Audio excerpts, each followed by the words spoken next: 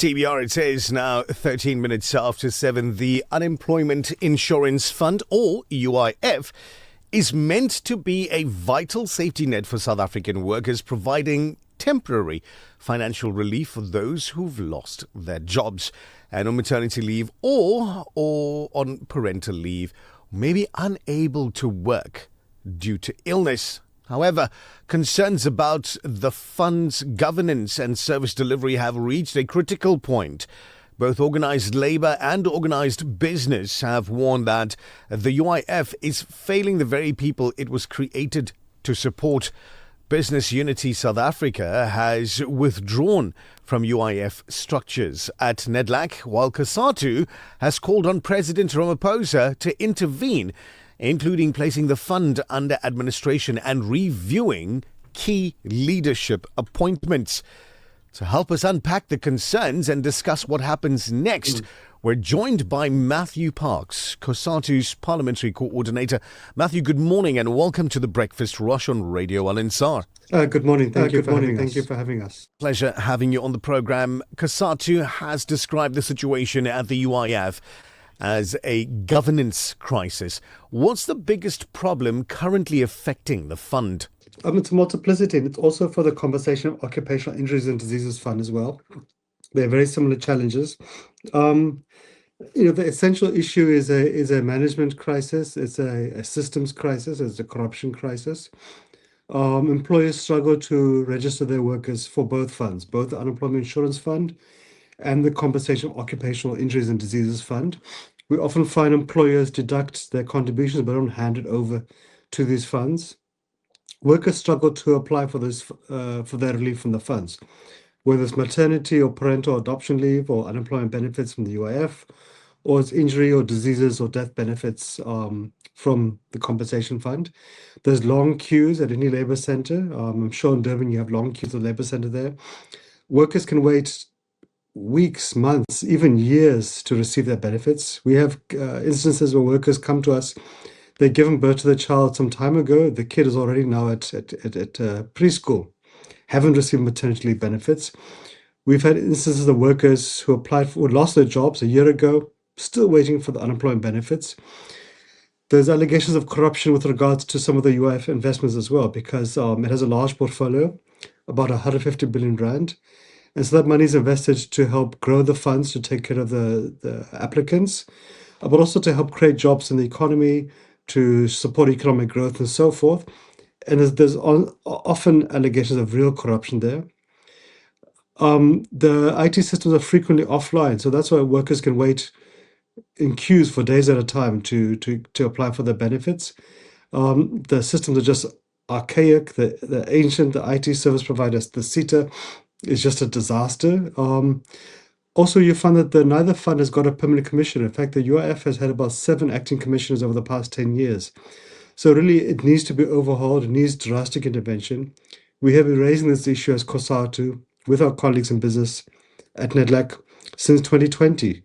And we've yet to see a turnaround plan from the Department of Employment and Labour or either fund.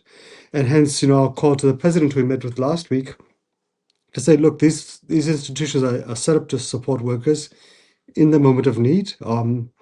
Yes, in most instances, workers will eventually receive the money, but after much drama, after queuing and struggling and constantly chasing, many workers just don't receive the monies which they are legally entitled to.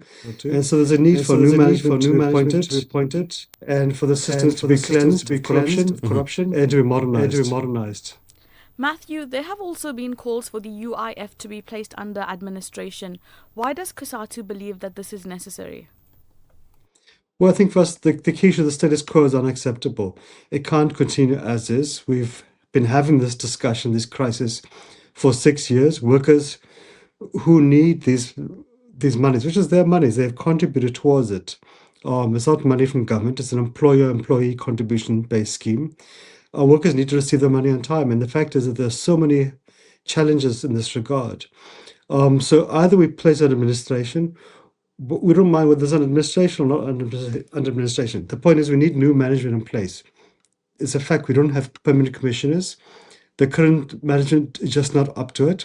And we've requested the President, we should be looking at senior public servants with integrity, with capacity to be deployed there. We should be specifically engaging the South African Revenue Service to come and install new application systems. SARS handles far more complicated calculations with a much greater customer pool without issue on a daily basis. UIF compensation fund struggle just to get the basics right. But we need new leadership in place, so we need to have a new systems installed. And we also need to enlist the support of the SIU and the Hawks to deal with corruption. The SIU has already been deployed to look at the UIF's labor activation programs, but we think the corruption goes beyond that because you would have some employers who deduct monies but don't hand it over. You have some persons from outside who submit fraudulent applications on behalf of workers. And of course, inside there is also corruption as well.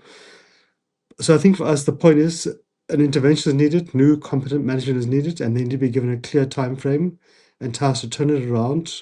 We think this should be completed by the end of the year. We should not be sitting in this day and age with such sophisticated technology available in the state, in the private sector. We should not be struggling with such basic issues. Indeed. Now, you did mention meeting with the presidency recently. If government fails to act decisively, what further steps is COSATU prepared to take to ensure workers' contributions are protected and the final UIF fulfills its mandate? Well, that's precisely why we've gone to the president. We've had discussions at NEDLAC over the past 6 years. We have lost faith in the capacity of the department of the funds to deal with this issue. All we ever receive from them is wonderful PowerPoints with very long timeframes of 2.5 years to fix an IT system with exorbitant price tags for consultants. So I think for us, that's why we've raised it now with the president, the first citizen of the country, and the person who's got the ultimate authority to instruct government to fix things. So we'll be having further engagement with the president. I think he'll also be engaging with colleagues in business who've got the exact same frustrations and proposals and concerns as ourselves as Labour. But I think for us, our proposed timeframe is that deploying SIU and Hawks by the end of July to deal with the issue of corruption, put in place a turnaround plan with the input of social partners by the end of August, and that this should be implemented and completed by the end of December this year. These are not difficult things. Whether you look at SARS in the state, whether you look at the private banking or financial sectors in the private sector, we have the capacity, we have the systems available. The question is the political will, and hence I'll call for the president to intervene now, because clearly those tasked running the department, the funds, don't have the capacity or the will. Matthew, thank you for your time and insight on these subjects. As always, a wealth of knowledge, and we do appreciate your time.